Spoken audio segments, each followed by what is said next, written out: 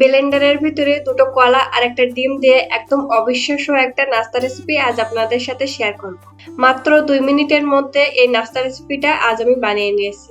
কি বিশ্বাস হচ্ছে না তো? মাত্র 2 মিনিট লাগবে এই রেসিপিটা বানিয়ে নেওয়ার জন্য। এর থেকে সহজ নাস্তা রেসিপি পৃথিবীর আর কোথাও পাবেন না। নমস্কার, আরো একটা নতুন রেসিপিতে আপনাদের স্বাগত। কিভাবে দুটো কলা আর একটা ডিম দিয়ে আমি এই নাস্তা রেসিপিটা বানিয়ে নিয়েছি সেটাই আজ আপনাদের সাথে শেয়ার করব। আমি এখানে 2টা মিডিয়াম সাইজের পাকা কলা নিয়েছি। তারপরে কলা দুটো আমি ব্লেন্ডারে দিয়ে দিচ্ছি আর সাথে দিয়ে দেব একটা ডিম। কলা আর ডিম পেস্ট করে নেওয়ার পর একটা বড় বাটিতে এটা আমি ঢেলে নিচ্ছি। বাচ্চাদের টিফিনে কিংবা সন্ধ্যার নাস্তার জন্য এটা একদম একটা পারফেক্ট নাস্তা রেসিপি। খুবই হেলদি আর মাত্র 2 মিনিটের মধ্যেই এটা বানিয়ে নেওয়া যায়। এখন এর সাথে দিয়ে দিচ্ছি 1/4 কাপের মতো চিনি।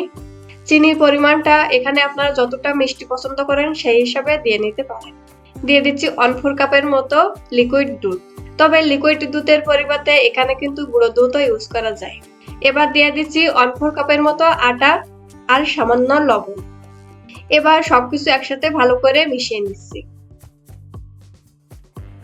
আপনারা যারা আমার চ্যানেলে নতুন তারা প্লিজ আমার চ্যানেলটা সাবস্ক্রাইব করবেন আর পাশে থাকা বেল আইকনটা ক্লিক করে দেবেন। এতে করে আমার চ্যানেলের নতুন নতুন সব ভিডিও সবার আগে আপনার কাছে পৌঁছে যাবে। আর যারা আমার চ্যানেলটা সাবস্ক্রাইব করছেন তাদেরকে অসংখ্য ধন্যবাদ।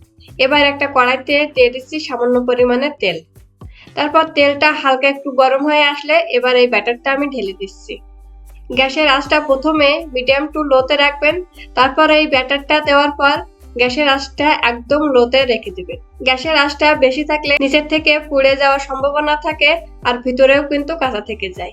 এতে করে নাস্তাটা খেতে একদমই ভালো লাগবে না। তাই ব্যাটারটা দেওয়ার পর অবশ্যই লোতে রেখে এটা আমি 5 মিনিটের জন্য ঢেকে রাখছি। 5 মিনিট পরে ঢাকনি উঠিয়ে দেখুন সাইড থেকে কিন্তু অল্প অল্প লালচে হয়ে যাবে আর উপরটাও একটু শুকিয়ে আসবে।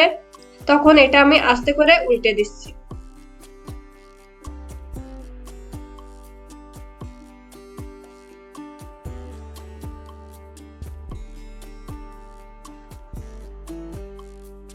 এবার আবারও ঢাকনি দিয়ে আমি 2 মিনিটের মতো ঢেকে রাখি। 2 মিনিট পরে ঢাকনি উঠিয়ে আমি এটা আবারও উল্টে দিচ্ছি। দেখুন নিচের সাইডও কিন্তু ভালোভাবেই রান্না হয়ে গেছে। এইভাবে খুব সহজে কিন্তু এই নাস্তাটা বানিয়ে নেওয়া যায় আর সময় লাগবে মাত্র 2 মিনিট। আপনারা বাড়িতে অবশ্যই একবার হলেও ট্রাই করে দেখবেন এই নাস্তা রেসিপি।